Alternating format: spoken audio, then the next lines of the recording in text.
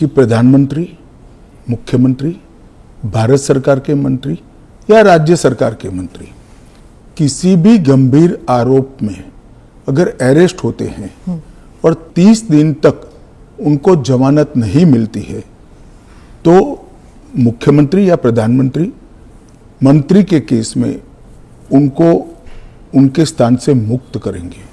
किसी भी सरकार के विधेयक को या संविधान संशोधन को सदन में पेश न होने देना और इस तरह का व्यवहार करना, ये क्या लोकतंत्र में उचित है? क्या आप आरोप स्पष्ट कर सकती है क्या? और अरविंद केजरीवाल जो थे उनका भी ऐसे ही हुआ था, बेल मिला और फिर उसके बाद वो वापस आ गए। क्या यही होने वाला है हर नॉन बीजेपी चीफ मिनिस्टर के साथ? तो आप मुझे एक बात का सवाल जवाब दीजिए, नॉन बीजेपी बीजेपी छोड़ दीजिए, दोनों के लिए समान कानून है। यही श्री राहुल गांधी इसको कंप्लीट नॉनसेंस कहकर सार्वजनिक रूप से प्रेस कॉन्फ्रेंस में फाड़े थे ऑर्डिनेंस को, और देश की कैबिनेट ने और देश के प्रधानमंत्री ने जो फैसला लिया था, उनकी पार्टी के ही प्रधानमंत्री ने जो फैसला लिया था, उसका मॉरल ग्राउंड पर उन्होंने मखौल उड़ाया था। पर कोर्ट में डिलेज होते हैं ना सर? ये कानून आने के बाद नहीं होंगे, क्योंकि कोर्ट को तुरंत इंटरवीन करना पड़ेगा। किसी चुने हुए प्रतिनिधि को खारिज करने का प्रावधान हुआ है। जब तक मैं कंप्लीटली मेरे सामने के सारे आरोप क्वाश नहीं हुए, तब तक मैंने किसी भी संवैधानिक पद पर शपथ नहीं ली थी। धनखड़ साहब का इस्तीफे का पत्र स्वयं स्पष्ट है। इन्होंने अपने आरोग्य का हवाला देते हुए इस्तीफा दिया है, स्वास्थ्य का हवाला देते हुए, और उन्होंने सरकार के मंत्री, प्रधानमंत्री और सभी सदस्यों का हृदय से उनके अच्छे कार्यकाल के लिए धन्यवाद किया है। फिर विपक्ष और सभी पूछ रहे, मीडिया भी पूछ रही है कि वो गृह मंत्री जी एनआई के साथ बात करने के लिए धन्यवाद। नए विधेयक आप इंट्रोड्यूस कर रहे हैं, आपने जेपीसी में भी भेजा है। 30 दिनों से ज्यादा अगर कोई इलेक्टेड रिप्रेजेंटेटिव हिरासत में जाता है और उसे पद से हटाया जाएगा। आपने कहा कि क्लॉज जरूर गंभीर होने चाहिए, लेकिन इनोसेंट अंटिल प्रूवन गिल्टी, क्या इस सिद्धांत को ये उलट नहीं जाता इससे? देखिए, सीधे सवाल से मुझे नहीं लगता कि आप बिल की स्पिरिट के साथ न्याय कर पाएगी। मैं आपके माध्यम से पूरे देश की जनता को बताना चाहता हूं कि 130वां संशोधन क्या है। 130वें संशोधन में ये संविधान संशोधन है।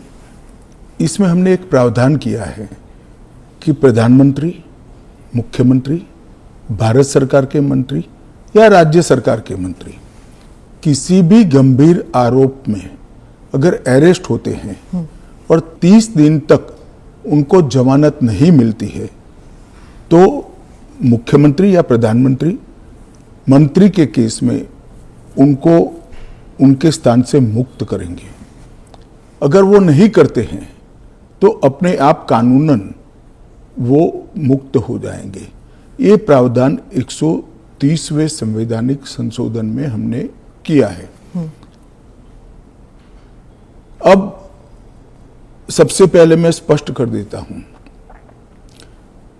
संसद के अंदर चुनी हुई सरकार कोई भी विधेयक लाए या संवैधानिक संशोधन लाए, इसको सदन के सामने रखने में क्या विरोध हो सकता है?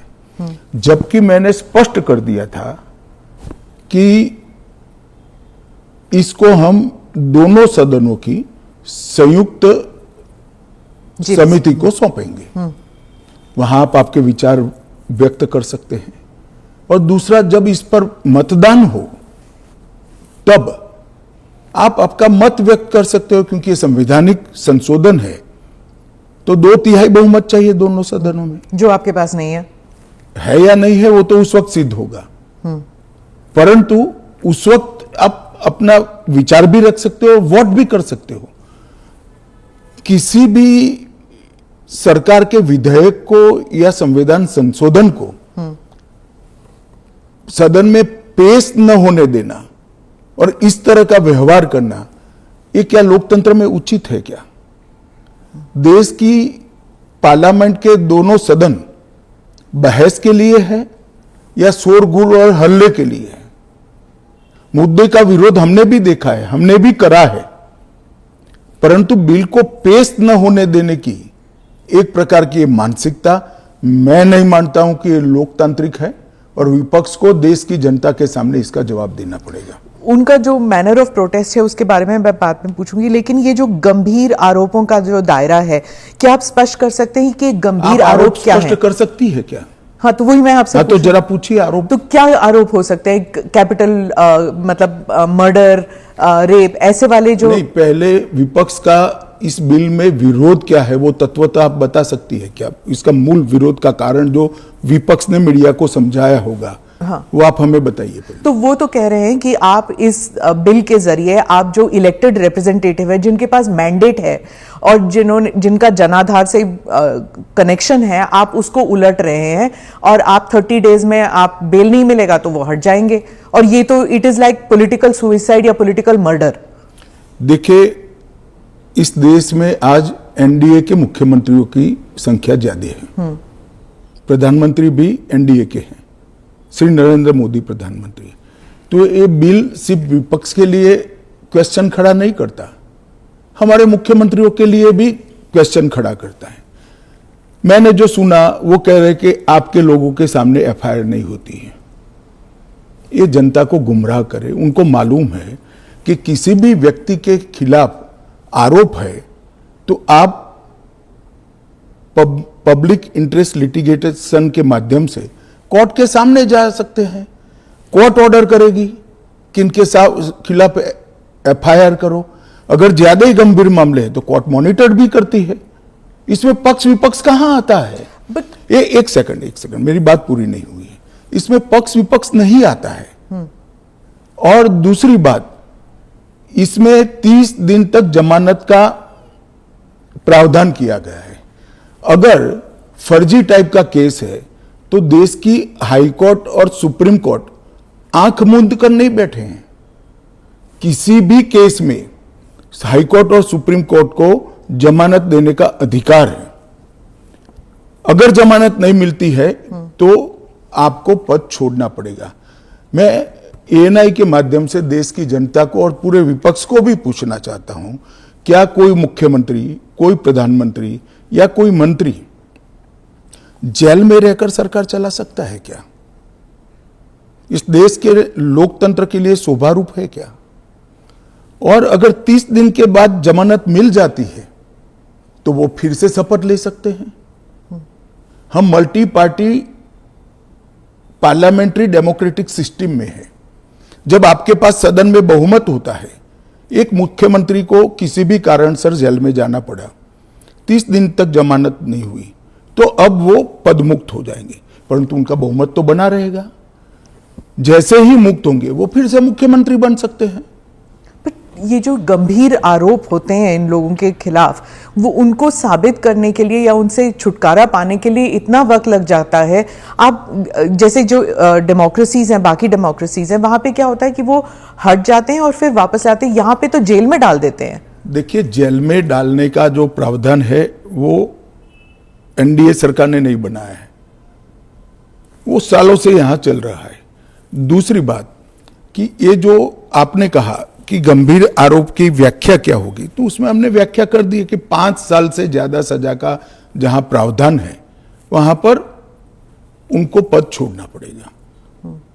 कोई छुटपुट आरोप के लिए पद नहीं छोड़ना है, मगर जिन पर करप्शन के आरोप है या 5 साल से ज्यादा सजा के आरोप है, ऐसे मंत्री, मुख्यमंत्री या प्रधानमंत्री जेल में बैठकर सरकार चलाए, ये कितना उचित है? पर दोष के ऊपर कैसे कर सकते हैं? पहले मैं आपको सिद्धि तो हो जाए ना।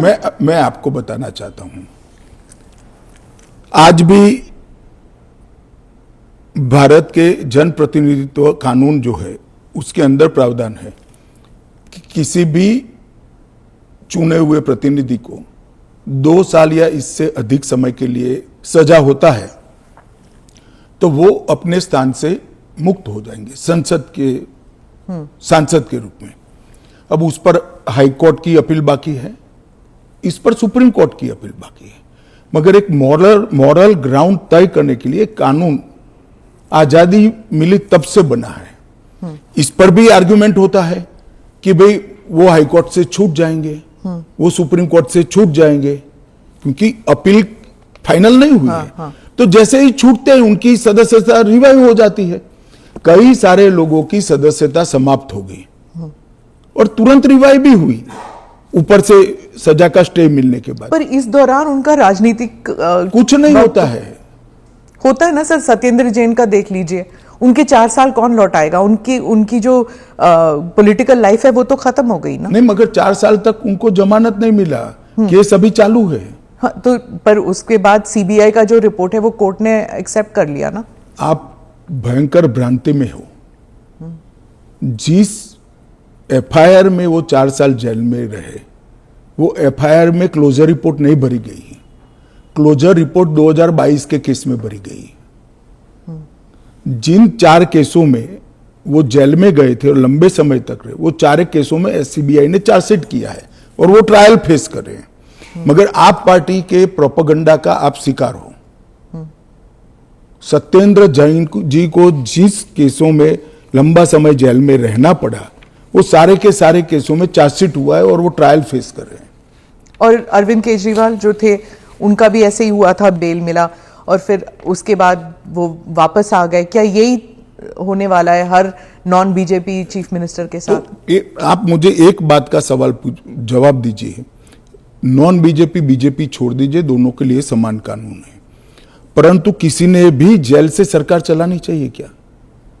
आजादी से अब तक कई सारे नेता जेल में गए, कई सारे मुख्यमंत्री भी गए, मंत्री भी गए, और सबने इस्तीफा देकर जेल में गए। अभी अभी एक ट्रेंड शुरू हुआ कि जेल में जाने के बाद भी इस्तीफा नहीं देना। ढेर सारे ऐसे लोग हैं जिन्होंने इस्तीफा दिया।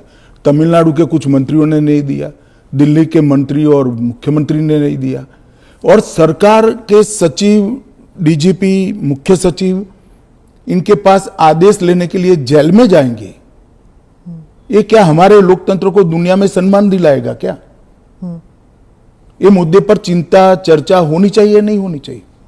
और मैं आज जो कांग्रेस पार्टी इसका मुखर कर विरोध कर रही है, वो कांग्रेस पार्टी के एक स्टैंड को ही मैं कह रहा हूं। जब यूपीए की सरकार थी, श्री मनमोहन सिंह जी इनके प्रधानमंत्री थे और लालू प्रसाद यादव जी इनके मिनिस्टर थे। लालू प्रसाद जी को सजा हो गई। मनमोहन सरकार एक ऑर्डिनेंस लेकर आई कि 2 साल की सजा हो तो भी अपील का स्टेज बाकी है तो उनकी सदस्यता नहीं जाती है। यही मॉरल ग्राउंड था जो आप कोट कर रही हो। तो एक ऑर्डिनेंस लेकर आए कि हम इसको बदल दे रहे हैं। ऑर्डिनेंस से बदलने का कैबिनेट ने प्रस्ताव भी किया। यही श्री राहुल गांधी इसको कंप्लीट नॉनसेंस कहकर सार्वजनिक रूप से प्रेस कॉन्फ्रेंस में फाड़े थे ऑर्डिनेंस को। और देश की कैबिनेट ने और देश के प्रधानमंत्री ने जो फैसला लिया था, उनकी पार्टी के ही प्रधानमंत्री ने जो फैसला लिया था, उसका मॉरल ग्राउंड पर उन्होंने मखौल उड़ाया था। और मनमोहन सिंह एक सॉरी फिगर बनकर रह गए थे पूरी विश्व के सामने। आज वही राहुल गांधी बिहार में सरकार बनाने के लिए सजा हो गई, वो लालू प्रसाद जी को गले मिल रहे हैं। ये ड्यूअल स्टैंडर्ड नहीं है क्या? ये शोभा देता है क्या?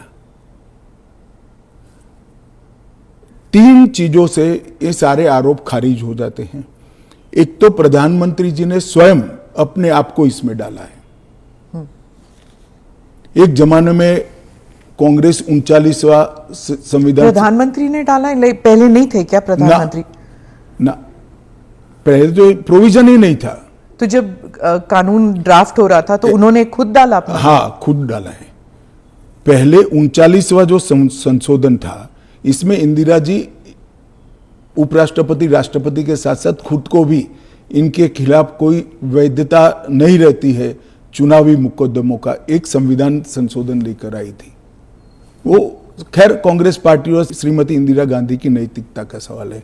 नरेंद्र मोदी जी अपने खिलाफ खुद संविधान संशोधन लेकर आए हैं कि प्रधानमंत्री भी जेल में जाएगा तो उसको इस्तीफा दे देना पड़ेगा। पर इससे एक एक्स्ट्रा जुडिशियल पावर कह लीजिए, जो भी एक अधिकारी को नहीं मिल जाता कि प्रधानमंत्री से भी ज्यादा सीनियर हो जाता है स्मिता जी, आप ऐसे बात करिए जिसमें जैसे इस देश में कोई कोर्ट ही नहीं है।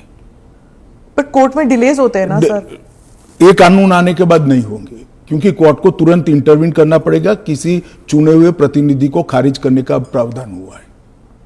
मैं तो उल्टा कहता हूं, इससे यस और नो जो होना है वो जल्दी हो जाएगा। तो प्रेशर कोर्ट्स पे होगा डिक्लेयर करने के लिए? प्रेशर होगा ये कहना ठीक नहीं है, हाँ। मगर हमारी कोर्ट भी, पर उसी सुनिए ना, हमारी कोर्ट भी कानून की गंभीरता को समझती है।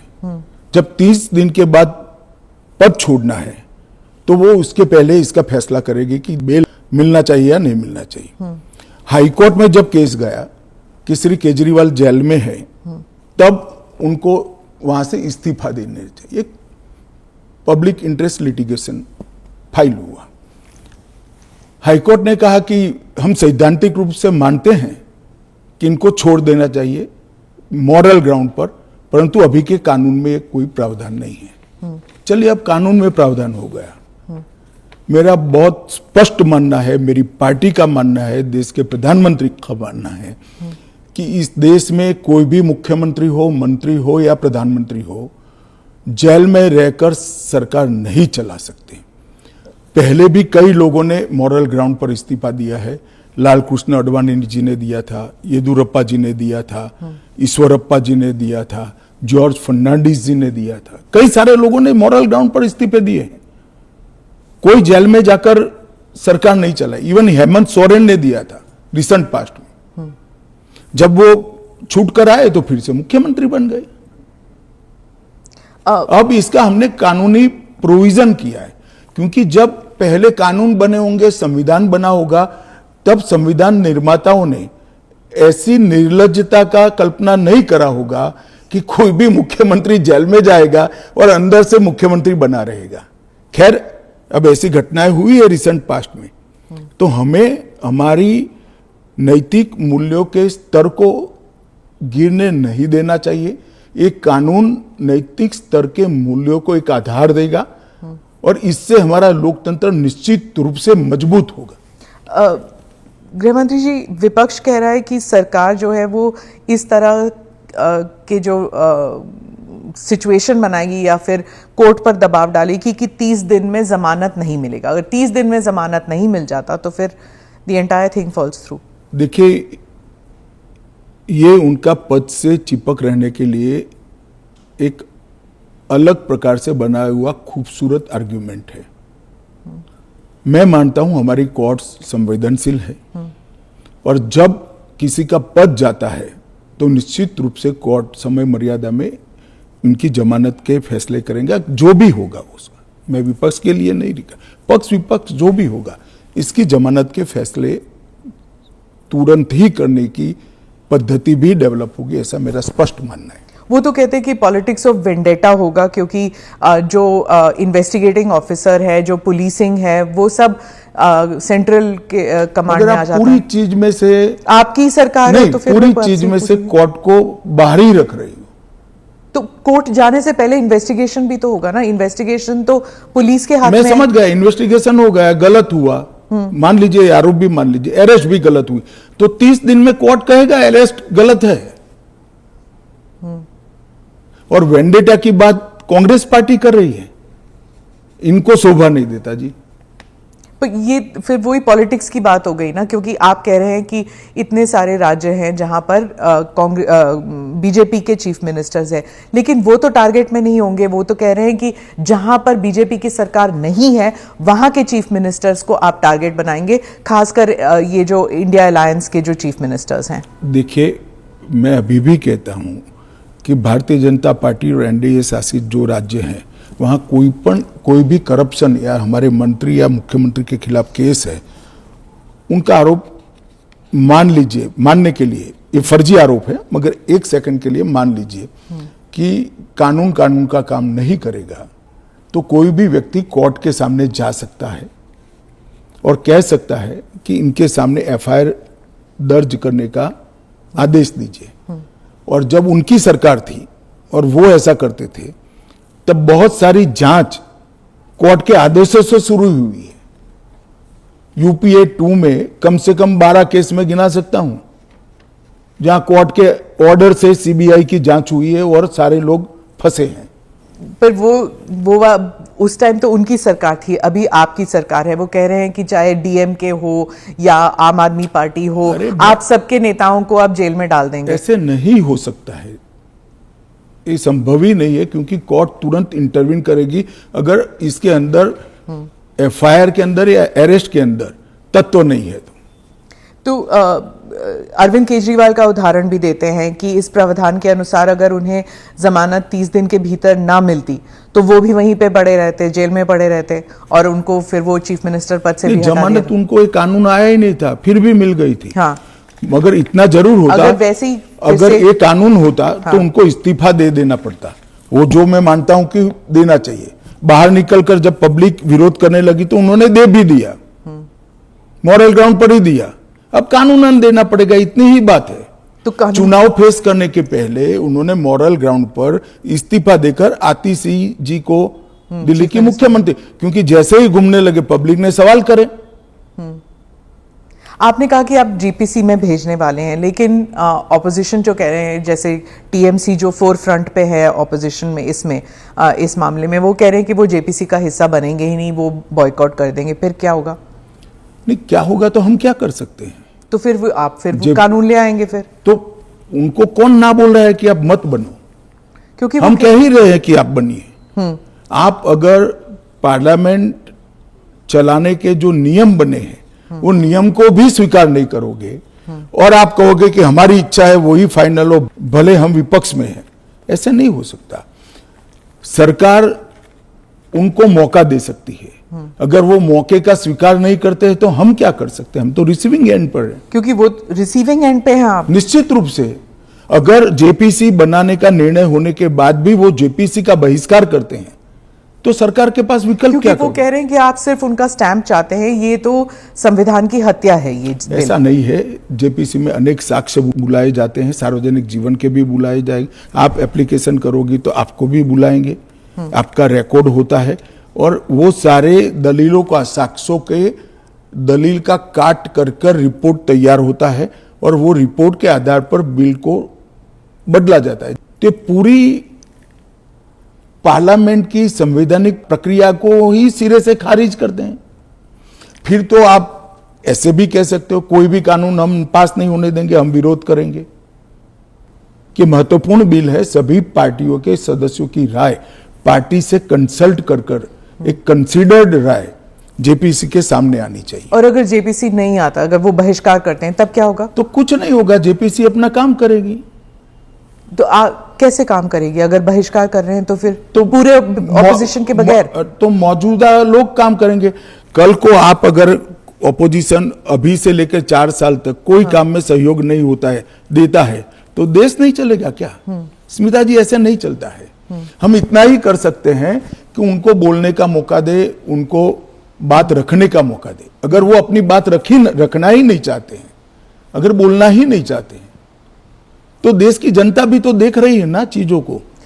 विपक्ष का यही कहना है कि आप हमेशा कह रहे हैं, इस बिल को लेकर कह रहे हैं कि जुडिशरी डिसाइड करेगा, जुडिशरी, लेकिन जुडिशरी में सारे केसेस इतनी लंबे तौर पर विलंबित होती है, नहीं चलते हैं। और एक सेकंड, जुडिशरी में बिल के केस कभी भी, मेरे अलावे किसी भी बिल का केस सुप्रीम कोर्ट में 5 दिन से ज्यादा नहीं चला है।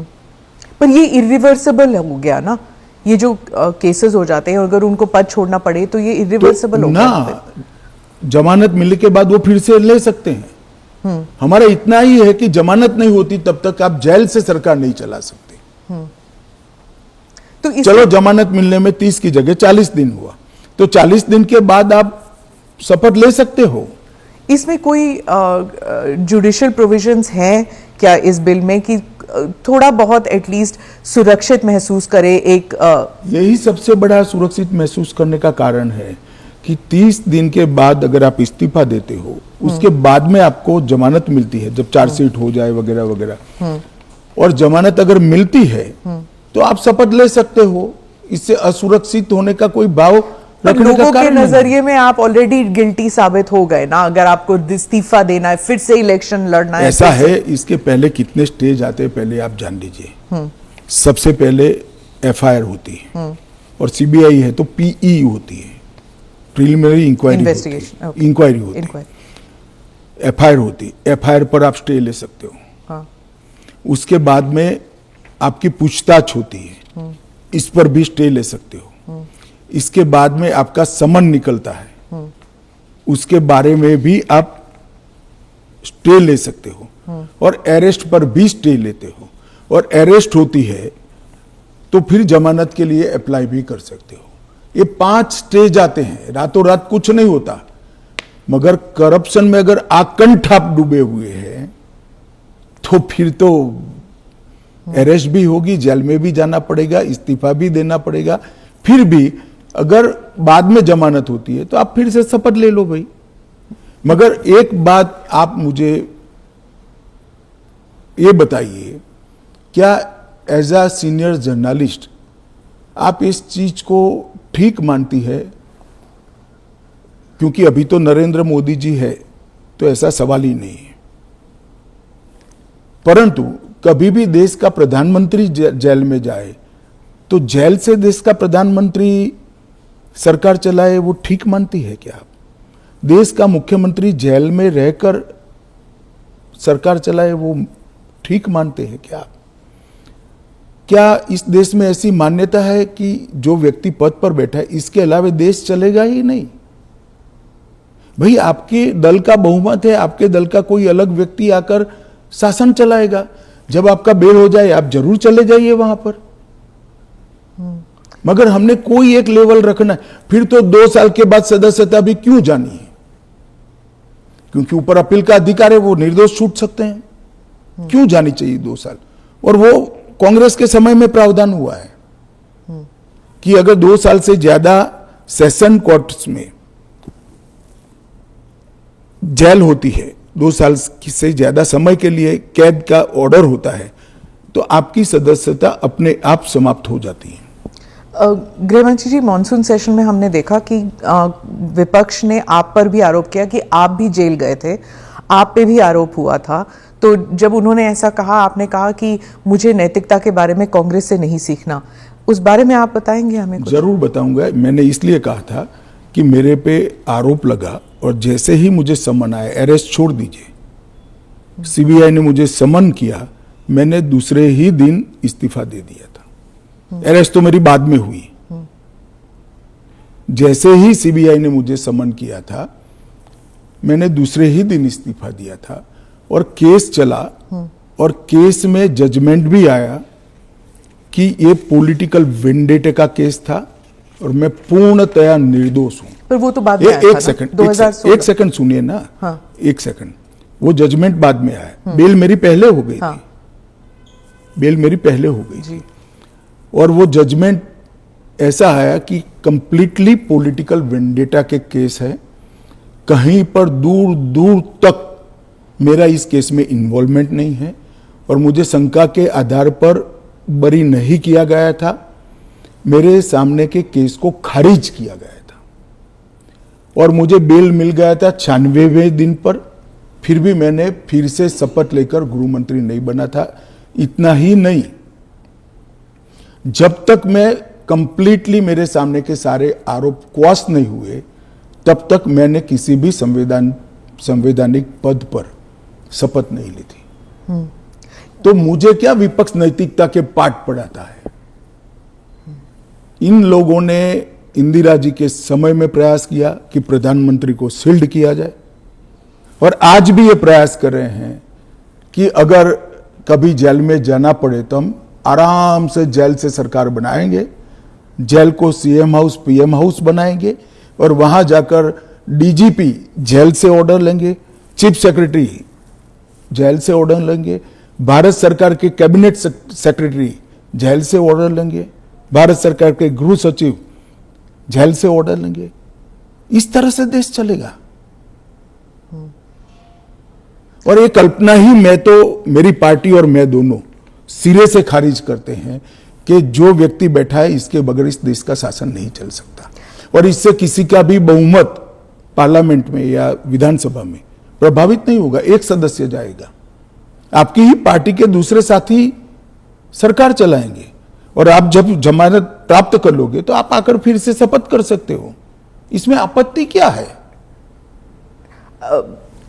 अमित शाह जी, आप बार बार जुडिशरी का हवाला देते हैं, लेकिन उस वक्त भी जस्टिस आफ्ताब आलम आपके घर आए थे आपसे सिग्नेचर लेने के लिए कि आप गुजरात से बाहर चले जाएंगे। ना, ऐसा नहीं हुआ है।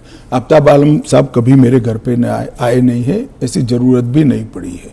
इन्होंने यहाँ रविवार के दिन स्पेशल कोर्ट बिठाकर मेरी बेल एप्लीकेशन को सुना और रिजेक्ट किया। ना, रिजेक्ट नहीं किया। इन्होंने कहा कि मुझे लगता है कि अमित शाह गृह मंत्री रहे, वो साक्ष्य को प्रभावित कर। तो मेरी जो वकील थी, इन्होंने कहा कि आपको अगर ये भय है तो जब तक बेल एप्लीकेशन डिसाइड नहीं होता हमारे क्लाइंट गुजरात के बाहर रहेंगे। वो मैंने स्टेटमेंट किया है।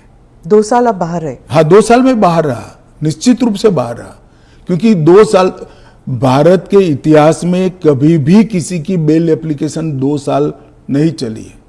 आलम साहब की कृपा से मेरी बेल एप्लीकेशन 2 साल चली, ज्यादा से ज्यादा बेल एप्लीकेशन 11 दिन तक चली है। आपने उस वक्त पहले भी जिक्र किया था अडवाणी जी के ऊपर कि उन्होंने भी इस्तीफा दिया था। जी, कहा था अडवाणी जी ने इस्तीफा दिया था। ढेर सारे हमारे कार्यकर्ता, मदन लाल खुराना वगैरह सारे, सभी ने दिया था। कि जब तक, अरे अभी हेमंत सोरेन जी ने दिया था। अब ये तो एक नया संस्कृति आया अभी। विगत 2 साल पहले ऐसा केस ही नहीं था कोई।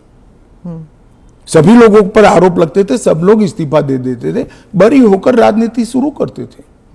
तमिलनाडु के कुछ मंत्रियों ने इस्तीफा नहीं दिया, दिल्ली के मंत्री और मुख्यमंत्री ने इस्तीफा नहीं।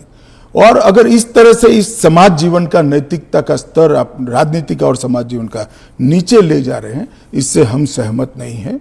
और अगर मैं अब पूछता हूं, आप मुझे पूछ रही हैं, तो लालू जी के वो ऑर्डिनेंस फाड़ने का, लालू जी के बचाने के लिए जो ऑर्डिनेंस मनमोहन सिंह लाए थे, वो ऑर्डिनेंस को फाड़ने का राहुल गांधी का औचित्य क्या था? अगर उस दिन वो मोरालिटी थी तो आज नहीं है क्या?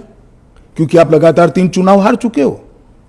मोरालिटी के स्टैंडर्ड्स चुनाव के जय पराजय के साथ जुड़े नहीं है। मोरालिटी के स्टैंडर्ड सूर्य और चंद्र की तरह हमेशा अपनी जगह पे स्थिर रहने चाहिए। तो क्या आप कह रहे हैं कि राहुल गांधी कॉम्प्रोमाइज हो गए हैं आरजेडी के लिए? नहीं, मुझे कहने की कहां जरूरत है।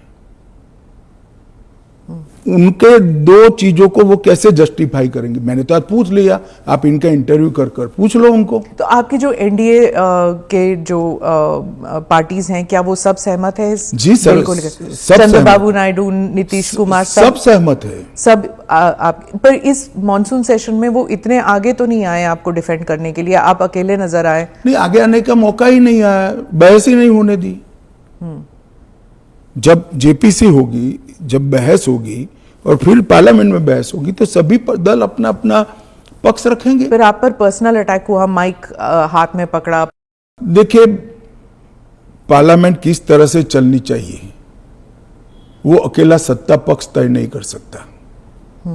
किसी भी बिल के लिए या संवैधानिक संशोधन के लिए स्वस्थ बहस का वातावरण अगर विपक्ष नहीं बनाता है तो देश की जनता देख रही है कि ये पद्धति ठीक है क्या। इस बिल पर जब तय था कि बिल अभी पारित नहीं होना है, जेपीसी में जाना है, मैंने बीच में ही खड़े होकर इसकी घोषणा कर दी थी, तो विपक्ष इस बिल पर अपना विचार रख सकता था या नहीं रख सकता, मुझे जवाब देना पड़ता। फिर तो बिल जाता जेपीसी में, उस दिन पास नहीं होना था।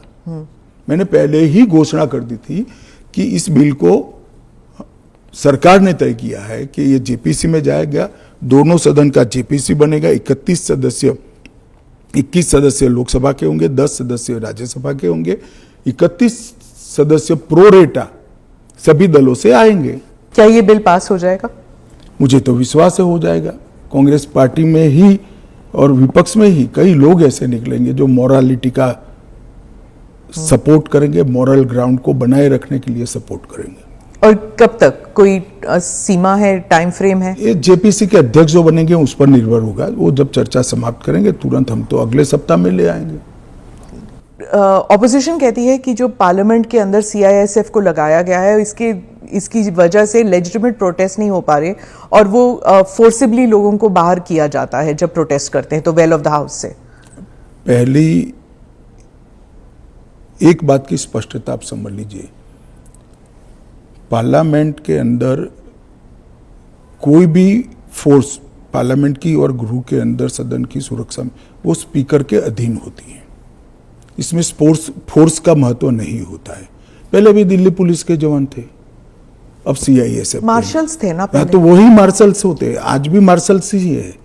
वो जैसे ही संसद की सुरक्षा विंग में आते हैं, वो सीआईएसएफ या दिल्ली पुलिस के जवान नहीं रहते, वो मार्शल माने जाते हैं और वो स्पीकर के तहत होते हैं। मार्शल सदन के अंदर तभी प्रवेश करते हैं जब स्पीकर उनको ऑर्डर करे। एक बात, ये जो बदलाव हुआ है वो एक बड़ी दुर्घटना हुई थी। कुछ वामपंथी लोगों ने संसद के अंदर स्प्रे किया था, कलर स्प्रे किया था। उस वक्त लोकसभा स्पीकर ने एक कमेटी बनाई और वो कमेटी में गृह सचिव भी थे, लोकसभा के सेक्रेटरी जनरल थे, राज्यसभा के सेक्रेटरी जनरल थे और कई लोग थे। उन्होंने मिलकर ये तय किया कि किसी न किसी एक सीएपीएफ में स्पेशल संसद की सुरक्षा के लिए ट्रेनिंग किया हुआ एक दस्ता बनाया जाए, जो दस्ता संसद सभ्यों की गरिमा, पार्लियामेंट्री प्रोसीडिंग की गरिमा और संसद की सुरक्षा तीनों का समायोजन कर काम कर पाए। और तब यह तय हुआ कि सीआईएसएफ के अंदर पार्लियामेंट की सुरक्षा के लिए एक स्पेशल दस्ता बनाया जाएगा, जो पहले दिल्ली पुलिस के लोग मार्शल के रूप में आते थे, उसी तरह से मार्शल के रूप में सभापति और स्पीकर के अंतर्गत काम करेंगे। पर ये एक सेकंड, वो संसद की बाहरी सुरक्षा को भी सुनिश्चित करते हैं और आंतरिक मार्शल का काम भी वो करते हैं, क्योंकि संसद के अंदर हथियार ले जाने की अनुमति किसी भी सुरक्षा कर्मी को नहीं है। पर ये पैरामिलिट्री हो जाता है ना ट्रेनिंग उनकी। दिल्ली पुलिस क्या होता है, वो भी पुलिस होता है, वो भी मेरे ही अंडर आता है। इनको बहाना चाहिए और वो एक प्रकार की भ्रांति जनता में खड़ी करना चाहते हैं, मगर वो निश्चित रूप से सफल नहीं होंगे, क्योंकि जनता से सीधा इंटरेक्शन उनसे कई गुना ज्यादा हमारा है। हम जनता से बात करते हैं, ऐसे ही आकर यहां नहीं बैठ गए हैं। मगर 3 चुनाव हारने के बाद मुझे लगता है फ्रस्ट्रेशन का जो लेवल है, वो सामान्य विचार विवेक जो होता है वो गवा बैठा है। पर वो राहुल गांधी कहते हैं कि लोगों के बीच तो वो जाते हैं, ट्रक ड्राइवर के बीच जाते हैं, खेतों में वो चाह रहे हैं, आप लोग तो नहीं जाते हैं। ऐसा है कि मैनेज कर कार्यक्रम करना और जनसंपर्क करना, दोनों के बीच में बड़ा फर्क है। जब बिल्स की बात हो रही है और पारदर्शिता की बात हो रही है, तो मैं वाइस प्रेसिडेंट इलेक्शन पर आऊंगी, पर उससे पहले पूछूंगी कि धनखड़ साहब के साथ क्या हुआ था। उन्होंने आपने प्रेशर डाला था उन पर रेजिग्नेशन के लिए? मुझे लगता है एएनआई ने रिसर्च विंग बंद कर दिया है। धनखड़ साहब का इस्तीफे का पत्र स्वयं स्पष्ट है। इन्होंने अपने आरोग्य का हवाला देते हुए इस्तीफा दिया है, स्वास्थ्य का हवाला देते हुए, और उन्होंने सरकार के मंत्री, प्रधानमंत्री और सभी सदस्यों का हृदय से उनके अच्छे कार्यकाल के लिए धन्यवाद किया है। पर विपक्ष और सभी पूछ रहे, मीडिया भी पूछ रही है कि वो है कहाँ, हाउस अरेस्ट पे है कि ऐसा क्या है कि सच और झूठ की व्याख्या आपने शायद विपक्ष क्या कहता है इसको बना ली। पर काफी सारे बैकग्राउंड इंफॉर्मेशन तो बाहर निकल रहा था ना कि वो कुछ ट्राई कर रहे थे। ये भी बात निकल रही है कि शायद कू कर रहे थे। कौन? धनखड़ जी? नहीं, ऐसी कोई बात नहीं है जी। इसमें बात का बतंकर नहीं बनाना चाहिए। धनखड़ जी संवैधानिक पद पर बैठे, अपने कार्यकाल में उन्होंने संविधान के हिसाब से अच्छा काम किया जी। इनकी निजी स्वास्थ्य की समस्या के कारण इन्होंने इस्तीफा दिया है। हाँ। इसको ज्यादा खींचकर कुछ ढूंढने का प्रयास नहीं करना चाहिए। देखिए, देश में बहुत सारी पॉजिटिव स्टोरीज हैं, हमेशा इस तरह की स्टोरी के पीछे नहीं लगना। जो एनडीए के जो वाइस प्रेसिडेंट कैंडिडेट है, कहा जाता है कि आपने उन्हें इसलिए पिक किया क्योंकि बीजेपी जो है अब तमिलनाडु में अपना खाता खोलना चाहती है, इसलिए। नहीं, ऐसा नहीं है। हम पहले भी तमिलनाडु में साथियों के साथ चुनाव लड़े हैं, हमारी यहाँ बहुत सारी सीटें भी आई है, ऐसा नहीं है। कहीं से भी पिक करोगे तो ऐसे कारण बनाकर पूछा जाएगा। उपराष्ट्रपति का प्रत्याशी दक्षिण से आना इसलिए स्वाभाविक है क्योंकि पूर्व से राष्ट्रपति थी, पश्चिम और उत्तर से प्रधानमंत्री जी थे, तो दक्षिण से आना बड़ा स्वाभाविक है। अब आए हैं, इसको इस दृष्टि से नहीं देखना चाहिए। श्री राधाकृष्णन जिनका बहुत लंबा राजनीतिक जीवन रहा है, वो 2 बार संसद के सदस्य रहे, हमारी पार्टी के अध्यक्ष रहे, झारखंड के गवर्नर रहे, तेलंगाना के गवर्नर रहे, पांडिचेरी के गवर्नर रहे, मुंबई के गवर्नर रहे, और सार्वजनिक जीवन में एक साफ सुथरा उनका जीवन है और एक बेहद मैच्योर राजनीतिज्ञ है। तो कई सारे एक्सपर्ट्स कह रहे हैं कि उनका चुनाव ये भी है कि वो आरएसएस के साथ उनका कनेक्शन है, इसीलिए ये तो ढेर सारे लोग, प्रधानमंत्री जी स्वयं का आरएसएस के साथ कनेक्शन है। धनखड़ जी का नहीं था ना? सुनिए ना, मेरा भी है। तो हम लोगों का चयन देश ने इसलिए किया है कि हम आरएसएस से, आरएसएस के साथ कनेक्शन होना कोई माइनस पॉइंट है क्या? आप बताइए। जरा भी नहीं। अटल बिहारी वाजपेयी जी भी आरएसएस से कनेक्टेड थे, श्री अडवाणी जी भी आरएसएस से कनेक्टेड थे, मोदी जी भी है, मैं भी हूं, राधाकृष्णन जी भी है। और जो इंडिया अलायंस के जो कैंडिडेट है, उनके बारे में आपने कहा कि उन्होंने एक समय था जब उन्होंने मेरे कहने से क्या होता है, वो तो सुप्रीम कोर्ट का रिकॉर्ड है। सलवा जुडम को इन्होंने खारिज कर दिया। आदिवासियों का आत्मरक्षा का जो अधिकार था उसको उन्होंने समाप्त कर दिया। इसके कारण इस देश में नक्सलवाद 2 दशक ज्यादा चला है। उस वक्त नक्सलवाद अंतिम सांसें गिन रहा था, क्योंकि जो आदिवासी थे, जो बच्चों को पढ़ाना चाहते थे, जिनके यहाँ रोड नहीं पहुंचता था, इससे परेशान थे, जिनके यहाँ स्वास्थ्य सेवाएं नहीं थी, वो परेशान थे। उन्होंने खुद की रक्षा के लिए सलवा जुडम बनाया था। इसको सुप्रीम कोर्ट ने खारिज कर दिया। ये तो सुप्रीम कोर्ट का रिकॉर्ड है, इनका जजमेंट है। और इसके बाद जो स्कूल तबाह हो गए थे नक्सलियों के कारण, वो स्कूलों में सीआरपीएफ और सुरक्षा बल बैठे थे, रातों रात एक ऑर्डर करके सबको बाहर कर दिया। कई जगह हमले हुए सुरक्षा बलों पर। ये दोनों जजमेंट, इसका जवाब श्री सुदर्शन रेड्डी से ज्यादा राहुल गांधी ने देना चाहिए कि उन्होंने क्यों पिक किया। जी, मैं तो मानता हूं यही क्राइटेरिया रहा होगा, नक्सल को सपोर्ट करने के लिए। नहीं, वामपंथी विचारधारा, और ये जजमेंट से निश्चित रूप से नक्सल प्रोटेक्ट हुए हैं। तो क्या वाइस प्रेसिडेंट इलेक्शन भी अब it will be polarising factor? Polarisation क्या है? जब आप इतना बड़ा आरोप लगा रहे हैं कि और पोलराइजेशन अगर होगा भी तो किस मुद्दे पर होगा? देश की सुरक्षा के मुद्दे पर होगा। मैं मानता हूं देश की सुरक्षा पर सांसदों ने विचार करना चाहिए या नहीं करना चाहिए। एएनआई के साथ बात करने के लिए धन्यवाद। आपका धन्यवाद। मन कहूछि किछि नुआ करिबा पई, हेले पाखरे संबल नाही। तेबे व्यस्त हुंतु नाही। मधुलिका एंटरप्राइजेस एबे बुझिबो आपणक मन कथा। क्षुद्र शिल्प ठारु नै मध्यम शिल्प पई सुलभ मूल्य रे जोगाई देबो समस्त प्रकार मेसिन और रॉ मटेरियल, जहाकु नै आपण सहज रे आरंभ करि परिबे नुआ एक व्यवसाय। अधिक जानिबा पई आज ही कॉल करंतु।